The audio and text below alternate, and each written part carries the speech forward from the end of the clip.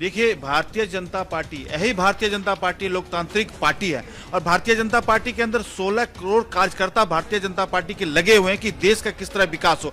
Ticket कटने की बात मैं कर रहा हूं कि पूरे देश के अंदर 24% लोगों का टिकट कटा है।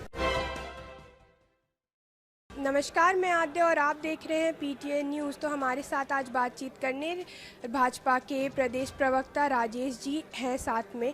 तो राजेश जी से मेरा पहला सवाल ये है कि लोकसभा चुनाव से जो टिकट कटी है उसमें भाजपा की कई सांसद नाराज चल रहे हैं और कांग्रेस के साथ मिल रहे हैं, तो उन पे आपका क्या कहना है? देखिए, भारतीय जनता पार्टी, यही भारतीय जनता पार्टी लोकतांत्रिक पार्टी है और भारतीय जनता पार्टी के अंदर 16 करोड़ कार्यकर्ता भारतीय जनता पार्टी के लगे हुए हैं कि देश का किस तरह विकास हो। टिकट कटने की बात मैं कर रहा हूं कि पूरे देश के अंदर 24% लोगों का टिकट कटा है।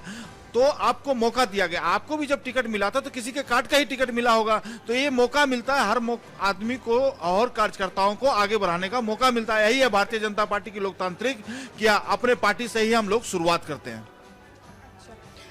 तो जैसे कि मोदी जी ने कहा है कि वो बिहार से रैली अपनी चुनावी शुरुआत शुरू करने जा रहे हैं, तो उनका जो नारा है कि इस बार 400 पार, तो उन पे आप क्या कहना चाहते हैं? देखिए, 400 के पार बिल्कुल नारा जो दिए हुए हैं कि 400 के पार, मैं कहना चाहता हूं इस देश के अंदर कांग्रेस ने 60 साल राज किया। 60 साल राज करने के बाद उनको जनादेश मिला तो उन्होंने जनादेश का दुरुपयोग किया। दुरुपयोग इसलिए किया कि भ्रष्टाचार किया। फिर जनादेश मिला तो उन्होंने अपने परिवार, अपने कुनबे को आगे बढ़ाया। जनता का जनादेश मिला तो उन्होंने क्या कहते हैं, तुष्टीकरण की राजनीति की। जनता का जनादेश मिला तो उन्होंने परिवारवाद को, भ्रष्टाचार को, तुष्टीकरण को, जातिवाद में इस देश को बांटा। लेकिन हम लोगों ने 10 साल इस देश के अंदर राज किया जनता के आशीर्वाद से। 2014 में हम लोगों ने 535 वादे को इस देश में लाया था, जिसमें हम लोगों ने 99% वादे को पूरा करने का काम किया। फिर 2019 में हम लोगों ने 235 वादे लाए, जिसमें 222 या 23 वादे को हम लोगों ने पूरा किया। तो कहीं ना कहीं भारतीय जनता पार्टी, पूरी सरकार काम में लगी हुई है और हम लोगों ने जो काम को वादे, जनता से वादे किए थे। आपने देखा होगा 370 की मुद्दा जो देश के अंदर था, राहुल गांधी कहते थे कि खून की नदियां बह जाएगी सदन के अंदर, लेकिन हमारे देश के प्रधानमंत्री जी ने 370 वाले मुद्दे पे जम्मू कश्मीर को अखंड भारत में मिलाने का काम किया। तो कहीं ना कहीं हम लोगों ने काम किया। उसके बाद हम लोग प्राण प्रतिष्ठा की बात करते हैं, राम जन्मभूमि की बात करते हैं। राहुल गांधी तंज कसा करते थे कि मंदिर वहीं बनाएंगे, समय नहीं बताएंगे, तारीख नहीं बताएंगे, लेकिन राहुल गांधी जी देश के प्रधानमंत्री, सुप्रीम कोर्ट के आदेश से इस देश का प्राण प्रतिष्ठा माननीय प्रधानमंत्री जी ने 10 दिन के उपवास पे रखा गया। लेकिन जो आप बात कर रहे हैं कि प्राण प्रतिष्ठा हुआ और मंदिर बनाया गया, तो कितने सारे विपक्ष पार्टी इस पे क्वेश्चन मुद्दा उठा रहे हैं कि ये राजनीति है, इनका पॉलिटिकल इशू बना रहे हैं ये और फेम के लिए ये सब कर रहे हैं, तो इस पे क्या कहना चाहते हैं? देखिए, मैं कहना चाहता हूं, तुलसीदास जी ने कहा है कि राजनीति और धर्म एक पति और पत्नी का रिश्ता है।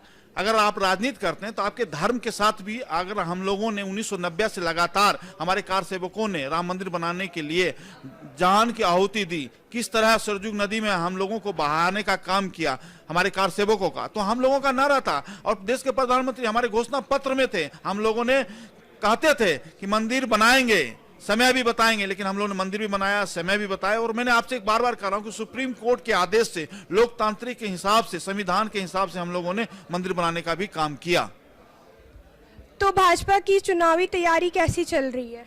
भाजपा बिल्कुल चुनाव के मूड में है और हमारा मुकाबला उनसे 185 सीटों पे है। और मैं एक चीज और बता देना चाहता हूं, कांग्रेस चाहे 2014 में चुनाव लड़ी, उनको 10% यानी 400 सीटों पे उन्होंने चुनाव लड़ी, 14 में तो 10% आया। उसके बाद दोबारा उन्होंने चुनाव लड़ी तो उनको भी 10% आया। इस बार कांग्रेस 270 सीटों पे चुनाव लड़ रही है पूरे देश के अंदर, उनको 10% सीट आ रहा है, यानी 27 सीट उनको मात्र आने वाला है। और हमारा मुकाबला उनके क्षेत्रीय दल के साथ पूरे देश के अंदर 185 सीटों पे है। और हमारा वोट परसेंटेज 50% वोट परसेंट मेरा पहले का था और अभी 57% वोट परसेंटेज अभी हम लोगों का है। जब हम लोग चुनाव मैदान में जाएंगे, अपने विकास के कार्यों को बताएंगे, लोगों के बीच में जाएंगे, योजनाओं के बारे में बताएंगे, तो जब हम लोग नीचे धरातल पर जाएंगे, अंतिम पंक्ति में जो बैठे लोग उनको जब समझाएंगे, तो हमारा वोट परसेंट कहीं ना कहीं 65% होने का उम्मीद है। और 65% आने से ही 400 सीट हम लोग जीत जाएंगे।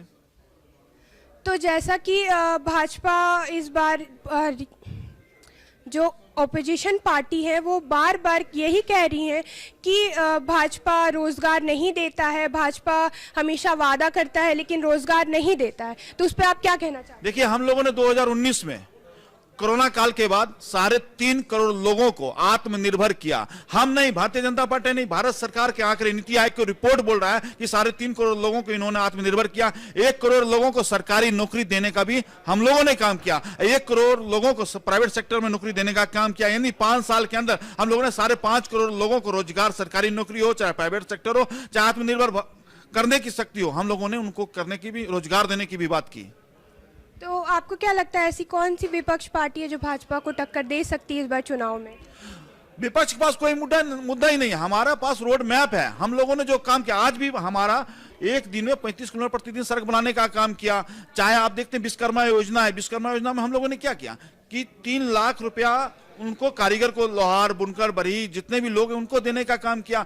और हम लोगों ने रेहड़ी पटरी वाले के लिए योजना लाया। उनको देश के प्रधानमंत्री कहते हैं बैंक वाले की मेरी गारंटी, आप इनको पैसा दो, इनका रोजगार हो, आत्मनिर्भर हो। तो हम लोगों ने काम करने किए हैं। और हम लोगों ने किस तरह 3 करोड़ लोगों का घर बनाने का काम किया, यानी शौचालय बनाने का काम किया, गैस सिलेंडर देने का काम किया, लोगों को स्वास्थ्य के लिए भी 5 लाख रुपया 55 करोड़ लोगों को देने का काम किया। तो हम लोगों ने काम किया, जिस काम को, जिस वादे को हम लोगों ने जनता के बीच में था, उस वादे को पूरा किया। लेकिन विपक्ष के पास कोई मुद्दा नहीं है। उनको सिर्फ दिखता है, हम लोगों से पूछते हैं कि ईडी का इस्तेमाल करते हैं, सीबीआई का इस्तेमाल करते हैं। अरे भैया, ईडी और सीबीआई की इस्तेमाल 2012 में सुप्रीम कोर्ट ने आपको ही कहा था कि तोते की तरह आप इस्तेमाल करते हैं। तो विपक्ष वाले के पास कोई मुद्दा नहीं है। आज देखिए लालू जी क्या कर रहे हैं। लालू जी के कुनबे में आते के 7 लोग चुनाव लड़ रहे हैं। लालू यादव, राबड़ी जी, उसके बाद मीसा भारती आई, तेजस्वी जी आए, तेज प्रताप आए, और एक नया रोहिणी आचार्य भी आ गए। तो कहीं ना कहीं अपने परिवार को बढ़ा रहे हैं। उनको चिंता नहीं है बिहार के जनता का विकास का, चिंता नहीं है बिहार के जो अंतिम पंक्ति में गरीब या किसान बैठा उनकी चिंता नहीं है। सिर्फ अपने परिवार की उनकी चिंता कि हमारा परिवार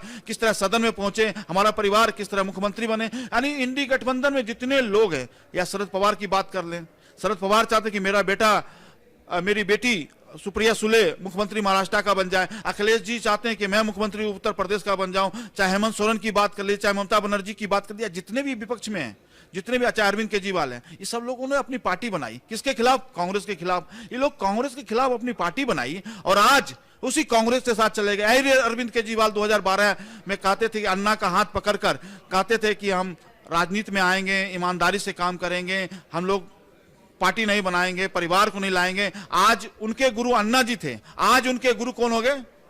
आप देखे होंगे रामलीला मैदान में, उनके गुरु हो गए आज लालू यादव जी। भ्रष्टाचार के जो प्रतीक हैं और लालू यादव जी आज उनके गुरु बन चुके हैं अरविंद केजरीवाल जी का। तो उनकी महत्वाकांक्षी अपने परिवार को बढ़ाना, अपने कुनबे को बढ़ाना, और उनको विकास से इस देश का कोई लेना देना नहीं है।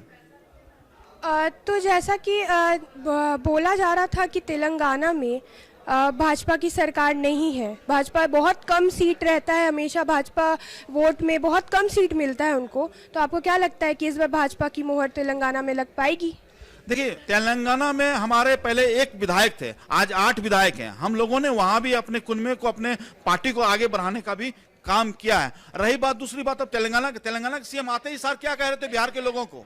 बिहार के लोगों को कहते थे कि आपके डीएनए जो है यहाँ के केसीआर के डीएनए के बराबर है। तो कहीं कहीं ना हम लोगों को, बिहार के लोगों को भी उन्होंने गाली देने का काम किया। दयानिधि मारन क्या कह रहे थे, स्टालिन क्या कह रहे थे कि हमारे यहाँ तमिलनाडु में, बिहार के और उत्तर प्रदेश के लोग शौचालय साफ करने का काम करते हैं। तो इन्होंने दक्षिण भारत, उत्तर भारत को बदलने का भी काम, इनका मनसा चल रहा है। ये मनसा जवाहरलाल नेहरू जी का 1942 से ये मनसा चल रही है। जब 1942 में राम मनोहर लोहिया जी की किताब में लिखा गया कि देश का बंटवारा जब हो रहा था, तो जवाहरलाल नेहरू जी की मनसा थी कि भारत को 2 भागों में बांटा जाए।